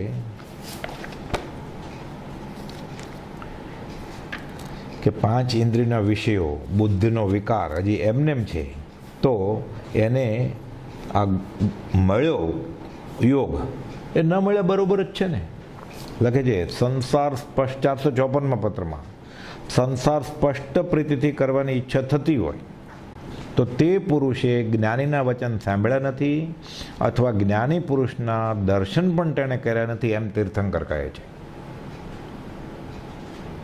એટલે બેઠો જ્ઞાનીના પગ આગળ પણ એને સંસારનો વિકારી વાસના ગઈ જ નથી અને જ્ઞાની પુરુષના સત્સંગ ત્યાં પછી પણ જેવી પહેલાં સંસાર ભાવના હતી એવી ચાલુ જ છે. એટલે એને યોગ ન યોગ થયા બરાબર જ છે. ઉલટું આશાત્માનો એ દંડ લઈને આવશે, કર્મ બાંધીને આવશે. એટલે કહે છે સંસાર સ્પષ્ટ પ્રીતિથી કરવાની ઈચ્છા થતી હોય તો તે પુરુષે જ્ઞાનીના વચન સાંભળ્યા નથી અથવા જ્ઞાની પુરુષના દર્શન પણ તેણે કર્યા નથી એમ તીર્થંકર કહે છે. પછી આગળ લખે છે કે જ્ઞાની પુરુષને જોયા પછી સ્ત્રીને જોઈને જો રાગ ઉત્પન્ન થતો હોય તો જ્ઞાની પુરુષને તેણે જોયા નથી એમ જાણો. એટલે 5 ઇન્દ્રિયના વિષયો વિકારી અવસ્થા મનની એ કાબૂમાં લેવી પડે. જેમ બને એમ ઉલ્લાસિત ભાવે પ્રભુશ્રીજી જેવા ગોપાલદેવને મળ્યા ત્યારે બ્રહ્મચર્યની દ્રઢતા માગે છે. દેવગણજી જેવા મુનિ ધુરંધર સાધુ ગોપાલદેવને એમ કહે છે કે મારી વૃત્તિ કાબૂમાં નથી આવતી, હું તમને યાદ કરું છું ને પછી વૃત્તિ નાસી જાય છે. એટલે વિષય વિકાર સહિત જો આ મતિના યોગ હશે તો આ બધું આપણને મળ્યું છે તેને યોગ અયોગ. એટલે આપણને એમ કે આપણે ભક્તિ સત્સંગ કરશું, ગાઈ લેશું, વાંચી લેશું, મંદિરમાં જઈ આવશું, દર્શન કરી આવશું, મોટા દિવસોમાં રહેશું 5-15 દિવસ અને આત્મા હાથમાં મળી જશે. 5 ઇન્દ્રિયો પોષતા, વિકથા કરતા, વિષય કશાશ કરતા, સ્વાદિષ્ટ ભોજન, નાચ ગાન, ઇન્દ્રિયોના વિષયો, ઇન્દ્રિયોને બહેકાવીને, ભક્તિને નામે ઇન્દ્રિયોને પોષીને હું આત્મા પામી લઈશ એ ખોટા ખ્યાલમાં રહેવાનું નથી. એને યોગ અયોગ થશે. ગોપાલદેવ અહીંયા ચેતવણી મૂકી છે કે મળેલું આ જ 454ની આ જ વાત ગોપાલદેવે ઉપદેશ છે એમાં પાછળ 691માં પાના ઉપર એ બધી એ જ કરી છે કે જ્ઞાનીને મળ્યા પછી એ જે પહેલાં એ 5 ઇન્દ્રિયોમાં રત રહેતો હતો, મન એનું વિકારી અવસ્થામાં કે વિકથામાં જેટલો આનંદ લેતું હતું એટલો જ આનંદ એ જ પ્રમાણે અત્યારે એનું આચરણ હશે તો એને મળેલો યોગ ન મળ્યા બરોબર જ છે. પથ્ય પાળવી પડે. હરિનું નામ રસાયણ સેવે પણ જો પથ્ય પળાય નહીં ભવરોગ કદી જાય જ નહીં. પછી હું આત્મા છું કરે આત્મા ન આવે. પણ 5 ઇન્દ્રિયો કાબૂમાં રાખી દે, ઉપદેશ બોધ પરિણમે એટલે સહેજે સિદ્ધાંત બોધ કે શરીર નથી આત્મા છો એ એને સમજાઈ જાય અને પ્રતીતિ બી થાય પછી. એટલે શ્રદ્ધા જ્ઞાન લયા. હું માનું છું ગોપાલદેવને, હું મંદિરમાં જાઉં છું, હું ગાઉં છું, હું દાને કરું છું, હું તીર્થયાત્રા કરું છું, હું ડુંગરાઈ ચડું છું, ના નથી, બધું જ કરવાનું છે. પણ શ્રદ્ધા જ્ઞાન લયા છે તો પણ જો નવી જાય પમાયો રે વંદ્ય તરુ ઉપમ ફળ પામે સંયમ ઠાણ જો ન આવ્યો રે ગાયો પ્રભુ વીરજીને શબ્દ ગાયો. એટલે શ્રદ્ધા જ્ઞાન લયા છે, વાંચે છે, વિચારે કરે છે, ગાય છે, બાહ્ય ક્રિયાઓ કરે છે, જપ તપ થાય એટલું કરે છે, દાન આપે છે, પણ પ્રમાદ નહીં જાય, વિષય વિકારી બુદ્ધિ નહીં જાય તો તેને મળેલો યોગ અયોગમાં પરિણમશે. ઠાણાંગ સૂત્રમાં સમકિતના કારણોમાં કયા કારણથી અટકે છે સમ્યક દર્શન? એમાં લખ્યું છે અહમભાવ, અવિનય, આત્મશ્લાઘન, છેલ્લું ઇન્દ્રિય વિષય. એટલે વિષય વિકાર સહિત જો મતિના યોગ હશે એને સમ્યક દર્શન થાય નહીં, એમ ઠાણાંગ સૂત્રમાં લખેલું છે. એ જ કુપોલદેવે લખ્યું છે. જીતેન્દ્રિય તો જોઈએ, વિશાળ બુદ્ધિ, મધ્યસ્થતા, સરળતા અને જીતેન્દ્રિયતા 40મા પાઠમાં. એટલે વિષય વિકારી ઇન્દ્રિય હશે, આ ઇન્દ્રિયો નહીં જીતાણી હોય તો એને મળેલો યોગ અયોગ જ રહેશે, અપાત્રમાં ગણાશે, એલિજિબલ જ નથી, લાયક જ નથી અધ્યાત્મની. એટલે આ બહુ અગત્યનું છે આ. અને 5 ઇન્દ્રિયોના વિષયમાં આ અનધિકારી છે જીવ. કેમ? તો કે જે જ્ઞાન મહાન નિર્જરનો હેતુ થાય છે તે અનધિકારીમાં હાથમાં જવાથી ઘણું કરીને વિપરીત કરીને પરિણમે છે. એને રિએક્શન આપે. શાસ્ત્રો વાંચી લે, વિષય વિકાર હોય જ, 5 ઇન્દ્રિયો હોય એટલે પોતાને જ્ઞાની માને અને એનો સંગ પામે તેનો સંગ એ પણ ડૂબે, પોતે ડૂબે અને બીજાને ડૂબાડે. આ તો પોતાને તરવા માટે અને બીજાને તારવા માટે હતું, એને બદલે પોતે ડૂબે અને બીજાને ડૂબાડે. એટલે વિષય વિકાર સિદ્ધાંતના નિશ્ચયને એના ગ્રંથ વાંચી લે. આત્મા ખાતોય નથી ને પીતોય નથી. લાવો રાતના 11 વાગે આઈસ્ક્રીમ, તો પછી ઈંટના ટુકડા કેમ નથી ખાતો રાત્રે 11 વાગે? સમયસર વાંચી લીધો છે ને, હું આત્મા છું. આત્મા ખાતો નથી પીતો નથી તો રાતના 11 વાગે પથ્થરના ટુકડા કેમ નથી ચાવતો આઈસ્ક્રીમને બદલે? આત્મા ક્યાં ખાય છે? પછી એને ખબર પડે. એ તો કોને વાંચવાના હતા એ સિદ્ધાંત ગ્રહ? એ તો જ્ઞાની નક્કી કરે, એ વાંચે. તારી મેળે તું લાઇબ્રેરીમાં જઈને વાંચી લઈશ. આત્મા આવશે એ રીતે. એને યોગ અયોગ એટલે આ બહુ જીવની પાત્રતા વિના, કુપોલદેવે લખ્યું છે શા માટે અટક્યું છે? જીવની પાત્રતા વિના જ અટક્યું છે બધું. હું જાણું છું, વિકારી બુદ્ધિ હોય. અમે આટલા વર્ષથી કરીએ છીએ, કેમ છૂટે? કુપોલદેવે લખ્યું છે આ અનંતાનુબંધી કર્મ છે. 522માં વચનામૃતમાં લખ્યું છે કે હું જાણું છું એ બફમ, અને અમે આટલા વખતથી કરીએ છીએ કુલ ધર્મને અને કરતા આવ્યા છે, કેમ છોડાય? આ મતિના આવા યોગ હોય એને યોગ અયોગ થાય, પછી મળે નહીં. ઘણા બધા કુપોલદેવના સંઘમાં પણ આવેલા, પણ આ છૂટ્યું નહોતું એટલે રહી ગયેલા, એવા દાખલા છે. એટલે અનંતાનુમતિ કર્મ થાય. એટલે વિષય વિકાર સહિત જે રહ્યા મતિના યોગ તો એને અધ્યાત્મ હાથમાં આવે નહીં. શંકરાચાર્ય આ જ વાત કરી છે મણિરત્નમાળાના બીજા શ્લોકમાં. બધો કોયો બંધાણો કોણ? વિષયાનુરાગી. 5 ઇન્દ્રિયમાં જે રત છે એ બંધાયેલો છે. તો મોક્ષ કોનો થયો? આત્મ સાક્ષાત્કાર કોને થાય? કોવા વિમુક્ત, વિષય વિરક્ત. આ જ મણિરત્નમાળાનો બીજો શ્લોક શંકરાચાર્ય મહાત્માનો કુપોલદેવ અવધાનમાં વાપરેલો છે કે વિષય વિકાર સહિત જો બુદ્ધિના યોગ હોય તો એને હાથમાં અધ્યાત્મ આવે નહીં. આ અપાત્ર ગણ્યા છે. હવે કુપોલદેવ મધ્યમ જગન્ય પાત્ર, મધ્યમ પાત્ર અને ઉત્કૃષ્ટ પાત્ર, પ્રથમ ભૂમિકાના, બીજી ભૂમિકાના અને ત્રીજી ભૂમિકાના મુમુક્ષુની વાત કરે છે. 9મી ગાથા. મંદ વિષયને સરળતા, સહ આજ્ઞા સુવિચાર, કરુણા કોમળતા દિગુણ, પ્રથમ ભૂમિકા. મંદ વિષય ને સરળતા. વિષયની તો વાત આવી આપણે આગલી ગાથામાં કે વિષયોને કાબૂમાં લાવવા પડે. સ્વાદેન્દ્રિય, ચક્ષુેન્દ્રિય, શ્રવણેન્દ્રિય એટલે સ્વાદિષ્ટ ખોરાક, ગાયન, નાચગાન આ બધું છોડવું પડે. અને પછી સરળતા. સરળતા એ મોટો ગુણ છે અધ્યાત્મ માટે. 40મા પત્રમાં લખ્યું છે ને કુપોલદેવ, વિશાળ બુદ્ધિ, મધ્યસ્થતા, સરળતા અને જીતેન્દ્રિયતા. વંક જડાય પછીમાં ભગવાન મહાવીરે ઉત્તરાધન સૂત્રમાં એક પાઠ છે કે મારા પાછળના અનુયાયીઓ બધા વાંકા અને જડ જેવાતા છે. નાની નાની વાતમાં અસરળપણું જડ જેવું બતાવે, માને જ નહીં. એટલે વંક જડાય પછીમાં સરળતા જોઈએ અધ્યાત્મમાં. એ સહજ જ એવા હોય. શાસ્ત્રમાં દાખલો આપ્યો છે, છોકરાને એના બાપા કહે છે કે આ ઘોડાને તું સ્નાન કરાય આવ અને પાણી પાઈ આવ નદીએ જઈને. તો કે ના, હું નહીં જાઉં. તો કે ના, જા, અઠવાડિયું થઈ ગયું છે, નવડાવ્યો નથી, આમ તેમ. તો કે હું નવડાવે છે, પાણી નહીં પાવા જાઉં. તો કે ઠીક છે, જા. જાય છે. એણે શું કર્યું? નદીએ તો ગયો એટલે કૂવાને નવડાવે ત્યાં નદીએ, એટલે કૂવા ત્યાં નદી કાંઠે જાય એટલે ઘોડો પાણી પીએ જ લે. એનું મોઢું બાંધી દીધું એણે, નવડાવી ઘસી બસી કાથીથી ને પાછો લઈ આવ્યો. બાપા કહે છે નવડાવ્યો ને પાણી પીવડાવ્યું? તો કે મેં શું વાત કરેલી તમને? પહેલાં તો હું ના જ પાડતો હતો, પછી મેં બોલી કરેલી ને કે હું નવડાવીશ પણ પાણી નહીં પીવડાવો. હવે ત્યાં નવડાવવા ગયો હતો, એનું મોઢું ન બાંધ્યું હોત તો પાણી પી જ લેવાનો હતો. વંક જડાય પછીમાં, પણ આમાંથી કાનેતર કાઢે, અસરળ બુદ્ધિ વાપરે, જડ જેવી. આ બધું અધ્યાત્મમાં આ બધું આડું આવે છે. એને ગળે ન ઉતરતું હોય તો પણ શાસ્ત્ર અભિનિવેશના હિસાબે, સંપ્રદાયના હિસાબે, ઓક સંજ્ઞાના હિસાબે કે સ્વચ્છને લીધે જ્ઞાનીનું માને જ નહીં. એને તો સમજ જ નથી, એની એટલી બુદ્ધિ પણ નથી. અલ્પ બુદ્ધિથી આ ક્યાંથી સમજાય બધું? પણ તો એ ન માને.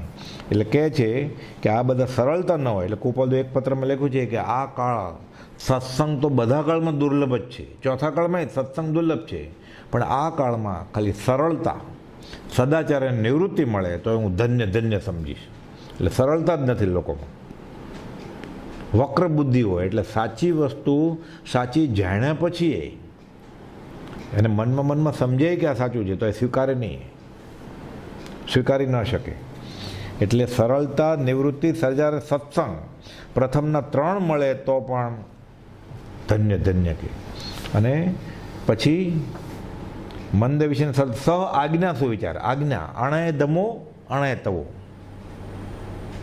જ્ઞાનીની આજ્ઞાનો આરાધક અંતર્મુહૂર્તમાં કેવળ જ્ઞાન પામે. શાસ્ત્રમાં આવા દાખલા છે. એટલે આજ્ઞા, સહ આજ્ઞા સાથે જ બધું કરવું જોઈએ. જ્ઞાનીની આજ્ઞાએ વાંચે, જ્ઞાનીની આજ્ઞાએ તપશ્ચર્યા કરે, જ્ઞાનીએ જે ભક્તિ આપ્યો એ કરે, જ્ઞાનીએ જે મંત્ર આપ્યો આપણને સજાત્મ પરમગુરુ એ કરે. કોઈ સંપ્રદાયનો, કોઈ કુલ ધર્મનો, કોઈ આપ્યો હોય, કોઈ લાઇબ્રેરીમાં જઈને ઉપાડી આવે. મંત્ર તો કેટલા બધા છે, ભક્તિ તો કેટલી બધી છે. એ નહીં, જ્ઞાનીએ જે આપણને આપ્યું હોય, અને આપણે માટે તો પ્રભુશ્રીએ બહુ સરળ કરી દીધું છે. 20 દુહા, યમ નિયમ, ક્ષમાપના, આમાં સામાયિક પ્રતિક્રમણ, આલોચના બધું આવી ગયું, સાથે મંત્ર સજાત્મ સ્વરૂપ પરમગુરુ. એટલે બાકી શું રહ્યું? અને આચરણનું, ચારિત્રનું, 7 વ્યસનનો ત્યાગ, 7 અભક્ષનો ત્યાગ, રાત્રિ ભોજનનો ત્યાગ.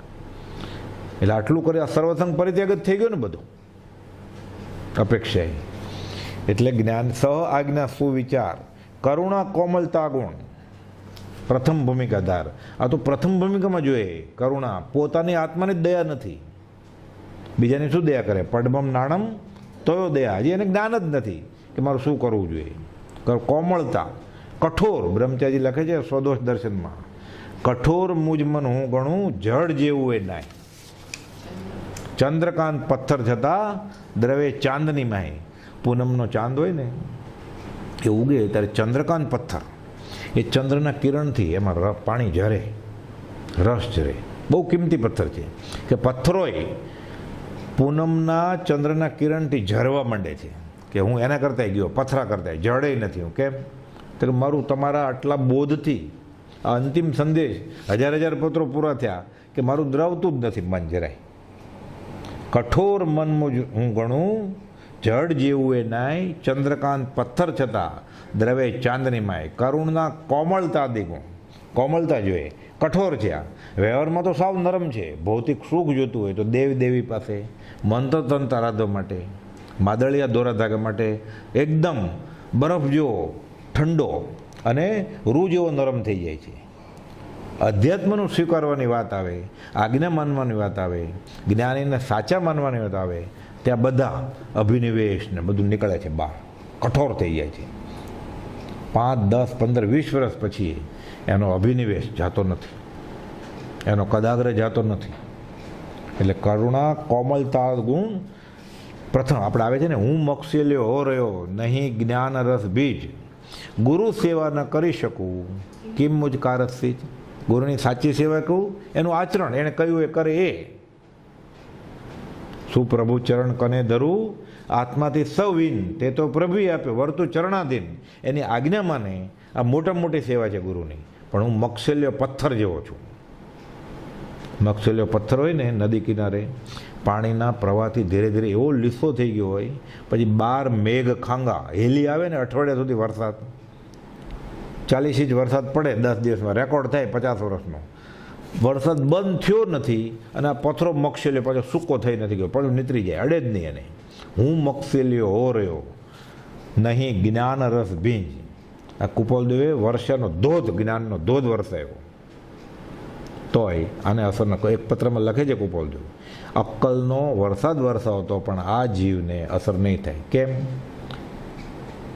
જ્ઞાન રસ રસે જ નહીં, એટલો જડ જેવો છે. કરુણા કોમલતા ગુણ, કોમલતા ગુણ જ નથી. એટલે આ જોઈએ. એટલે આવ્યું ને કરુણા આ પ્રથમ, આ તો બેઝિક રિક્વાયરમેન્ટ છે. અધ્યાત્મમાં પ્રવેશ માટેની આ પહેલી ભૂમિકા છે. આ જગન્ય પુરુષાર્થી મુમુક્ષુ, હજી તો શરૂઆત થઈ પ્રથમ ભૂમિકાના. હવે મધ્યમ પુરુષાર્થવાળા 10મી ગાથા. રોક્યા શબ્દાદિક વિષય, સંયમ સાધન રાગ, જગત ઇષ્ટ નહીં આત્મથી. મધ્ય પાત્ર મહાભાગ. આગળ આવ્યું એમ, રોક્યા શબ્દાદિક વિષય એટલે પાંચેય ઇન્દ્રિયોને રોકે. સંયમ સાધન રાગ, સંયમ સાધનમાં એને રાગ થાય, મોહ થાય કે હું તપ કરું, હું વ્રત કરું, હું જપ કરું, હું પાંચેય ઇન્દ્રિયો કાબૂમાં લાવું, હું શ્વાસ છોડું, હું આવી પ્રતિજ્ઞા લઉં કે આ હું વાંચીશ જ નહીં, આ હું સાંભળીશ જ નહીં. ગાયન વિલાપ તુલ્ય છે, કુપોલદેવે કહ્યું છે. હવે હું નાચગાન બંધ કરીશ ભક્તિમાં. સંયમ સાધન રાગ હોય એને. આ તો દિવસે દિવસે ચડતેવાને થાય છે. નાચતા ન આવડતું નાચતા શીખી જાય, ગાતા ન આવડતું તો ગાતા હાર્મોનિયમ ઉપર ગાતા શીખી જાય, પછી મ્યુઝિક ઉપર. સંયમ સાધન રાગ હોવો જોઈએ. આ તો હજી મધ્યપાત્ર છે. આ કંઈ કરે એટલે સીધો ઉત્કૃષ્ટ મુમુક્ષુ નથી થઈ જતો. આ પાત્રતા છે હજી તો. એટલે રોક્યા શબ્દાદિક વિષય, સંયમ સાધન રાગ, જગત ઇષ્ટ નહીં આત્મથી. આત્માથી સૌ હિન. એને તનસે મનસે ધનસે અને પર પ્રેમ પ્રવાહ જે જગતમાં વયો ગયો છે, વેરાઈ ગયો છે પ્રેમ, એ બધો આ તરફ લાવે. પર પ્રેમ પ્રવાહ બડે પ્રભુ સે, સબ આગંબે સૂર બસે. પછી એને બોધ બીજ ભૂમિકાને યોગ્ય થાય. અધ્યાત્મમાં મધ્યપાત્ર મહાભાગ્ય છે. કેમ? જો આ દશા આવે તો એ વહેલો મોડો બોધ બીજ પામશે અને પછી જ્ઞાન પામશે. એટલે મધ્યપાત્ર છે આ. અને શરીરનો કસ કાઢવો પડે એટલે સંયમ સાધન રાગ. પ્રભુજી કહેતા કિરાય કમ દેના ઓર નફા જ્યાદા લેના. શરીરનો કસ કાઢવાનો પૂરો અને સંયમ રાખીને. આચરણ સૂત્રમાં તો આવે છે, વિતરાગનો દીક્ષિત થયેલો સાધુ, સાચો સાધક, એવો સંયમ સાધન એને રાગ હોય કે શરીર કૃશ કરી નાખે. અને પછી ચોખાના પાપડની પથારીમાં સૂતો હોય અને પડખા ફરે તો કેમ કડકડ અવાજ આવે, એવા એણે હાડકા સાંધા કૃશ કરી નાખ્યા હોય. એના રાગ હોય સંયમ સાધન રાગ. પછી તો કાયા કૃશ થાય, એને શરીરનું ઘરણું લાગે. કાયાનો મેલ, કાયાની કૃશતા, આ એને રૂપ લાગે. આ સાચું વૈરાગીનું રૂપ છે. આ કુપોલદેવનું ચિત્રપટ જોઈએ તો આપણને ખબર પડે. પાતળી, શરીરનો મોહ જ નથી એમ ખબર પડી જાય, નિર્મોહી. આપણે એટલું બધું તો ન કરી શકીએ, પણ 5 ઇન્દ્રિયો તો સત્સંગના નામે તો ન બહેકાવીએ. નાચ, ગાન, તાન, સ્વાદિષ્ટ ભોજન, રોશની, મ્યુઝિક, હાર્મોનિયમ, બેન્ડ વાજા, ડાન્સ, એ તો છોડી શકીએ ને. મધ્યપાત્ર મહાભાગ્ય એટલે આ તો સ્નેહ થાય છે જગતમાં ને જગતની બધી વસ્તુમાં. જગત ઇષ્ટ નહીં આત્મથી. અમિત ગતિ આચાર્યની સામાયિકમાં આવે છે ને, આ જગતની કો વસ્તુમાં જો સ્નેહ બંધન થાય છે, તો જન્મ મૃત્યુ ચક્રમાં ચેતન વધુ ભટકાય છે. જગતની કોઈ પણ વસ્તુમાં જો સ્નેહ કર્યો, ઇષ્ટમાંની, જગત નહીં, જગત ઇષ્ટ નહીં આત્મથી જો ઇષ્ટ કરશે તો આ જીવ જન્મ મૃત્યુ ચક્રમાં બંધાશે. મુજ મન વચન કાયનો સંયોગ પરનો છોડવો, શુભ મોક્ષની અભિલાષનો આ માર્ગ સાચો જાણવો. એટલે જગત ઇષ્ટની આત્મથી મધ્યપાત્ર મહાભાગ્ય. પછી 11મી ગાથા. નહીં તૃષ્ણા જીવ્યાત્રણી, મરણ યોગ નહીં શોભ, મહાપાત્ર તે માર્ગના પરમ યોગ જીત લોભ. આ ઉત્કૃષ્ટ મુમુક્ષુ 254માં આવે છે ને. તીવ્ર મુમુક્ષુને અહીંયા વાત નથી કરવી. આ તીવ્ર મુમુક્ષુ લાખો વર્ષો તક જીવવું, આ મૃત્યુ આજ આવે. નહીં તૃષ્ણા જીવ્યાત્રણી, મરણ યોગ આવી જાય તો ક્ષોભ નથી થતો. કેમ? એને ખબર છે અબમ અમર ભયે નહીં મરેંગે ફેર. કાળનો કાળ છે આ. એને એટલો વૈરાગ આવ્યો છે કે વૈરાગથી મૃત્યુ મરી ગયું. મૃત્યુ મરી ગયું રે લોલ. આનંદજી મહારાજ કહે છે ને, અબમ અમર ભયે નહીં મરેંગે ફેર. એને કેનો ડર લાગે? એટલે કહે છે રોક્યા આ નહીં તૃષ્ણા જીવ્યા તણી, જીવીને કયો ભોગ ભોગવવો છે, કયું વ્યવહારિક સુખ જોઈએ છે. ને આત્માનું સુખ મળ્યા પછી મરણ યોગ નહીં ક્ષોભ, મહાપાત્ર તે માર્ગના. પરમ યોગ જીત લોભ, લોભ એટલે રાગ, રાગ જીત્યો, લોભ જીત્યો, લોભ જીતે એટલે રાગ જીત્યો, લોભ એટલે મોહ એટલે રાગ, રાગ જીત્યો એટલે વીતી ગયો રાગ એનો. એટલે વિગત રાગ યસ્ય, જેનો રાગ વયો ગયો છે એ વિતરાગ. એટલે ત્રીજી ભૂમિકાના જીવ ભગવાન જ છે, ભગવાનની મિની કોપી છે. હમણાં આગળ જતા સહયોગી જીન થઈ જશે.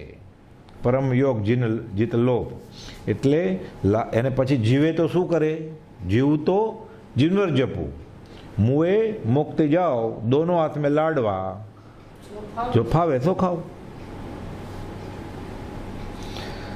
એટલે આને ઉત્તમ મુમુક્ષુ જાણવો, એને ભાવ મોક્ષે પણ વર્તે શુદ્ધ સંભાવજો. આ જીત લોભ, આ વિત લોભ, આ વિતરાગ.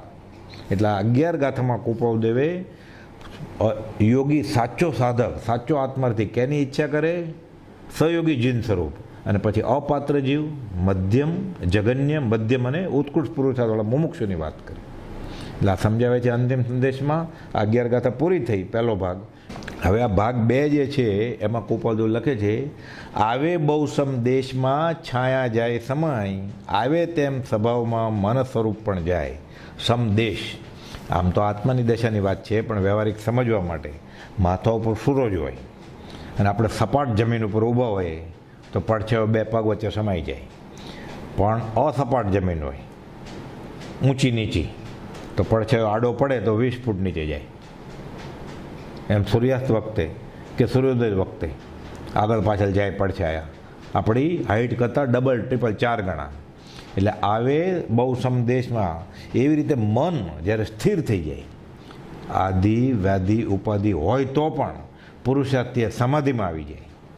લખે છે ને કુપાલદેવ, 4 તરફ ઉપાધિની જ્વાળા હોય અને સમાધિ રહેવી દુષ્કર છે, અમારે રહે છે.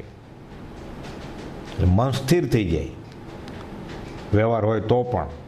એટલે એ મન સ્થિર થઈ જાય અને સભામાં રહે તો મોજા ન ઉછળે, શાંત સરોવરનું જળ અને દરિયાના મોજા. એટલે આવે બહુ સમદેશમાં છાયા જાય, એમ આવે તેમ સ્વભાવમાં મન સ્વરૂપ વયું જાય. પછી કાબુમાં મન મારી નાખે. ઇન્દ્રિયો તો જીતી જ લીધી છે, મનને જીતે એટલે ઇન્દ્રિયો જીતાઈ જ જાય. પછી મન સાધ્યું તેણે સગળું સાધ્યું, એટલે પછી સમભાવમાં આવી જાય.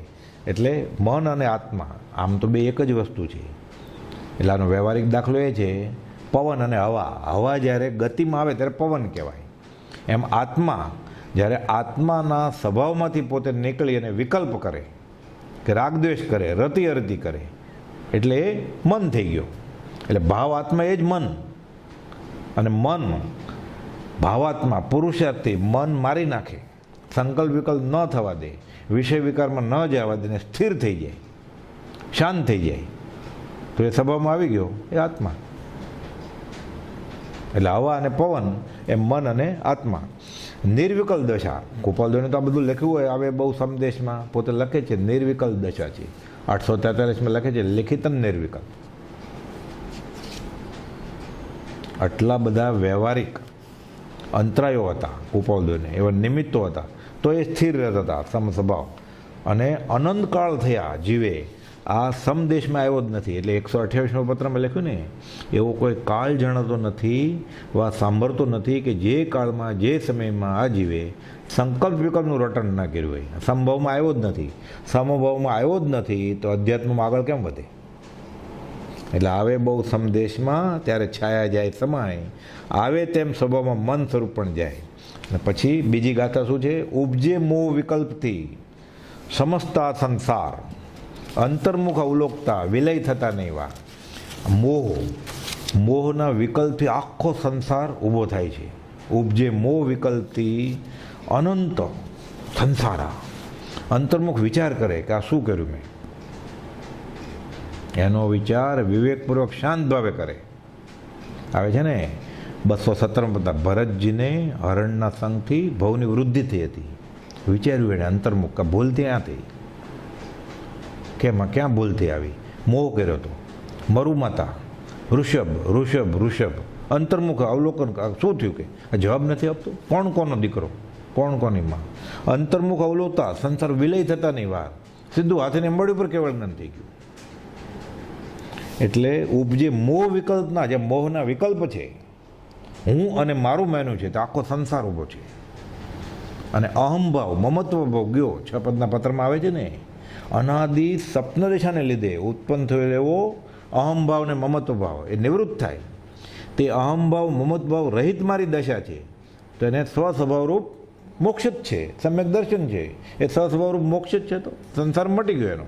સમ્યક દર્શન થઈ ગયું એટલે પછી એને ભાવ ક્યાં ગણ્યા ગાંઠા ભાવ. પછી મોહ વિકલ્પી સમજતા સંત અંતર્મુખ અવલોકતા વિલય થતા નહીં વાર. અને હવે છેલ્લી ગાથા ત્રીજી. સુખ ધામ અનંત સુસંત ચહી દિન રાત્ર રહે તદ ધ્યાનમહી પર શાંતિ અનંત સુધામય જે પ્રણમુ પદ તે વર્તે જયતે. સુખધામ અનંત સુસંત થઈ, અનંત સુખનું ધામ કોણ ઈચ્છે છે? સુસંત, સાચો સંત છે. એને રાષ્ટ્રીય સંત નથી થવું, એને સમાજ સેવા નથી કરવી, એને આત્માની સેવા કરવી છે. વહેલા વહેલા પોતાને અને બીજાને મોક્ષ મોકલવા છે. અને રાજ્ય સદા મુજ એ જ મનોરથ ધાર થશે અપવર્ગ ઉતારો. કામ એક આત્માર્થનું, બીજો નહીં મન રોગ. એટલે આ સુસંત અનંત સુખની જ ઈચ્છા કર્યા. અને સુખધામ અનંત સુસંત, અનંત સંતોએ આ સુખધામની જ ઈચ્છા કરી છે. સુખધામ અનંત સુસંત રહી, અને સુખધામ અનંત, અનંત સુખનું ધામ સુસંચાય છે. દિન રાત્ર રહે તદ ધ્યાનમાં, રાત અને દિવસ, અહોરાત્ર એ જ ધ્યાનમાં હોય આખો દિવસ. અલખ નિરંજન આત્મ જ્યોતિ સંતો તેનું ધ્યાન ધરો. આરે કયા મહી આત્મ હીરો ભૂલી ગયા ભવમાઈ ફિરો. અલખ નિરંજન આત્મ જ્યોતિ, અહોરાત આ આત્માનું ધ્યાન કર્યા કરે સુતન. સંતો તેનું ધ્યાન કરો. સુખધામ અમને પરમ શાંતિ, પર શાંતિ અનંત. પર શાંતિ, પર એટલે ઉત્કૃષ્ટ અને પર એટલે પરમ. પરમ શાંતિ વિભાવમાંથી સ્વભાવમાં આવે એટલે શાંતિ. શાંતિની જો આ અંતિમ સંદેશ છે કુપોદેવે છેલ્લા 68 પત્રોમાં. શાંતિ, ઓમ શાંતિ, શમમ, આવું બધું કાંઈ લખ્યું જ નથી. એટલે પર શાંતિ એ તો અનુભવે છે. અનંત સુધામય છે, આ જ અમૃત છે, આ સંજીવની છે, આ અમર કરી નાખે. આ અમી છે, આ અમૃત છે. કુપોલ લખ્યું ને અમે અમૃત સાગર છીએ, અમૃતની સચોડી નારિયેળી. એટલે સુખધામ, ઉત્કૃષ્ટ શાંતિ આ પોતાની જ વાત છે કુપોલદેવની. પર શાંતિ અનંત સુધામય જે પ્રણમુ પદ તે વર્તે જે. આ પદને કોણ નમસ્કાર કરે છે? હું નમું છું. કુપોલદેવ આ પદ તો પામી જ ગયા છે. લખે છે ને એક પદમાં 300 કે શ્રી રાય અવિષમ આત્મધ્યાન વર્તે છે એવા શ્રી રાયચંદ્રને નમસ્કાર. તો પોતાનું નમે જ છે. એટલે પ્રણમુ પદ તે વર્ત, એ પદનો જય જયકાર જો શુદ્ધ સહજ આત્મ સ્વરૂપનો. આ જ વાત યોગીઓ પહેલી ગાથામાં એ જ લખ્યું, ઈચ્છે છે જે યોગીજન અનંત સુખ સ્વરૂપ સહયોગી જીન સ્વરૂપ. અને છેલ્લે બી આ આત્માની વાત કરે છે, સુખધામ અનંત એ યોગીનો સહયોગી જીન છે. આયુષ્ય પૂર્ણે મટી દૈહિક પાત્ર જો, આનંદ એ જ રહેશે. પછી સાદી અનંત અનંત સમાધિ સુખમાં. એટલે સુખધામ અનંત સુસંત ચહી દિન રાત બસ આવે છે ને બીજા નમૂથણમાં. સિદ્ધિ ગઈ નામ દે ઠાણમ સંપાવમ કામાણમ દિન રાત્ર રહે તદ ધ્યાનમય. આ પરમ શાંતિ ને સુધામય અહીંયા ચાખી લીધું છે, અહીંયા અનુભવી રહ્યા છે, ત્યાં વયા જશે. મન વચન કાયના યોગ જાય. એટલે કુપોદે લખ્યું છે ને કે 12મે હું હમણાં તમે જોયેલું પદ એમાં જાય છે. અને આયુષ્ય પૂર્ણે તમે જોયેલા પદમાં હું પણ એ કહીશ. આભ્યંતર પરિણામ અવલોકન હાથનો 5મીમાં.